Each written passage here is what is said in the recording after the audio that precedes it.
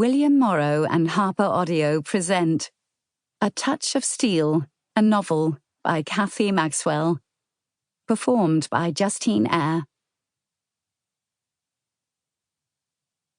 For Amy Fisher, Morgan Perry, Beth Douglas Atwater, and all the other imaginative, fun-loving librarians who celebrate and promote the books we love to read. Chapter 1. November 1816, London. She'd asked for the oldest whore in the house. Beckett Steele knew this wasn't the most outlandish request ever made, not even in a single night of any bawdy house. However, he was not here for the usual reason men patronised London's many brothels. "You aren't here to take off an edge." The whore settled back against the head of the bed, her wrinkled skirts hiked up to her knees. Her iron-grey hair was a tangled mess. She combed it with her fingers, as if suddenly self-conscious. Such was a whore's thinking. If he'd walked into the room and ploughed into her, she'd not have given her looks a thought. But those hadn't been his actions. He'd told her he hadn't sought her out for a poke. The room, indeed the whole house, smelled of tallow candles, unwashed bodies, whiskey, and sex. When he finished with this evening, he'd bathe as he had every night for the last 3 months, trying to rid himself of the sour, heavy scent. The whore's surprise that he wasn't going to drop his breeches shifted to a tired, shrewd knowing. "What are you, then? A watcher? A crier? A talker?"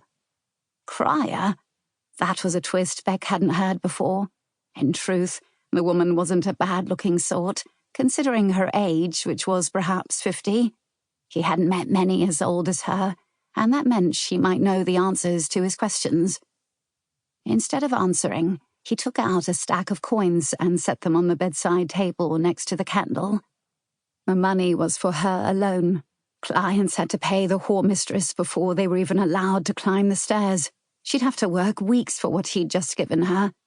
She eyed the money. "I don't do the odd nonsense. I don't let cocks do anything that is annoying, and I'll not let you hit me." She pulled a knife from under the bedclothes where she kept it hidden and let him see it before secreting it back in place.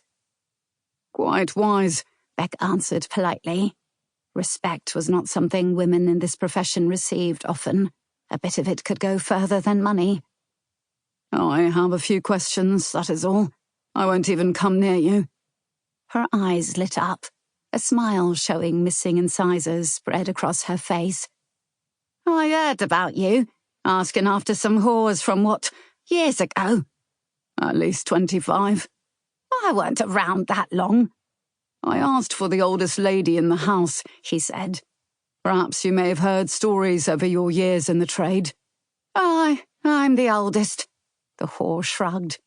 "It's your time and you've paid for it." Her loose dressing gown dropped away to reveal one naked shoulder as she took the money and tucked it close to the knife.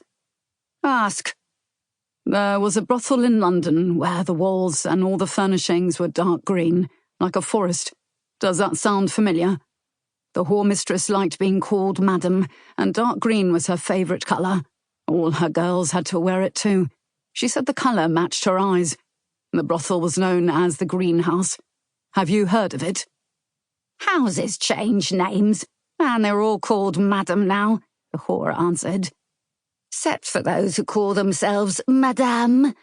She said the word with an exaggerated French pronunciation. "Their accents are fake too, showy bitches."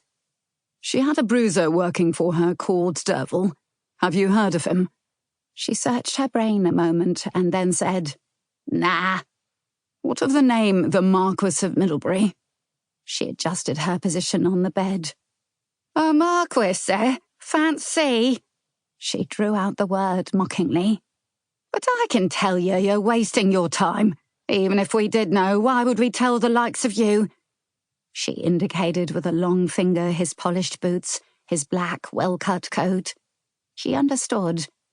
The appearance of wealth carried great weight in such establishments when it came to passing through the door. However, it earned little trust, something only honesty could overcome. "Because I'm..."